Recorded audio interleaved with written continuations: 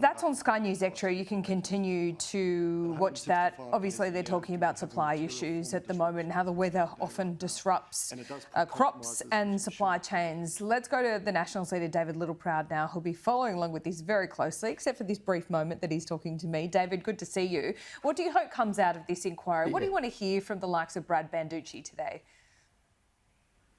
Oh, look, I don't think we're going to hear anything other than the corporate line that we've heard for many years now, and that's that they do this in a fair and transparent way when the evidence is mounting that they aren't. And it's not just how they deal with producers and suppliers, it's how they deal with consumers.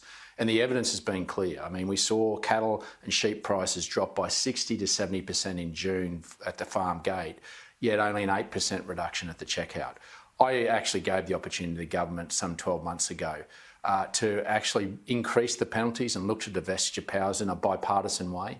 They ignored it, and this evidence continued to mount. We've had Alan Fells come out and say we need to increase the penalties, we need to look at divestiture powers, with the current ACCC chair even saying as late as last 2 weeks that it would be another tool in a toolkit that she would welcome.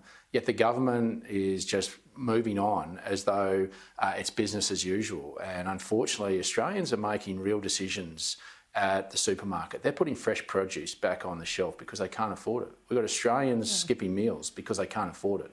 When we produce enough food and fibre for 80 million people, a nation of 27 million people, and there's not fairness and transparency from the farm gate to your plate, and you have market concentration that the big three supermarkets have in this country, we've got a responsibility of the privileged position as legislators to do something about that and make sure there is fairness and transparency. And the Nationals have said that.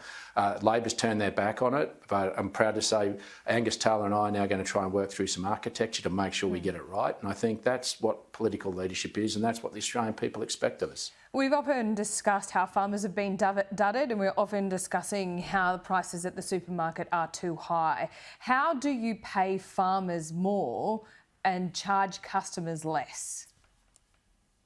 Well, I'm not advocating that. I'm advocating for transparency and fairness from the farm gate to your plate. If the prices at the farm gate go down, then there should be a commensurate reduction at the checkout in a commensurate amount of time. As I just gave an example before of those meat prices, in fact, I was in Dirranbandi about 2 weekends ago with a cattle producer that supplies Woolworths. And while the cattle grid price is going up at the abattoir, Woolworths is pushing their price down. And so they're trying to take advantage of market forces that the farmers are experiencing, but trying to gouge the consumer and increase their margin. And I'm not against the supermarkets making profits, it's about how they do it. But it's also the egregious behaviour. Sorry to interrupt you, but just on, because I want to just get an idea of what's happening here, because the major supermarkets, Coles and Woolworths, always have these list of items that they say will always be low. You know, that's part of their marketing.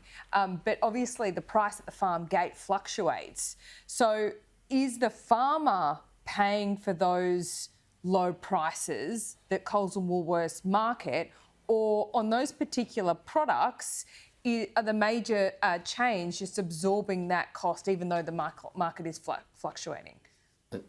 No, they push that back down the chain, through the supply chain, right down to the farm gate. They're expected to undertake that. And because you're talking about a perishable commodity, a commodity that goes off and only has a certain shelf life, then farmers are vulnerable because the supermarkets can say either you sell it to me or it goes off. And they've invested so much capital in producing that article that it basically becomes worthless, that they're vulnerable. And when you control the market, when you control 74% of the grocery market in this country, the big three, in the UK and the US, their big three respectively only control about 30 to 40%. So that means they have market power and means that farmers, particularly in the horticulture sector, don't have many other options to sell their produce into other markets. And that leaves them vulnerable to the market dominance and power of the big three supermarkets in this country.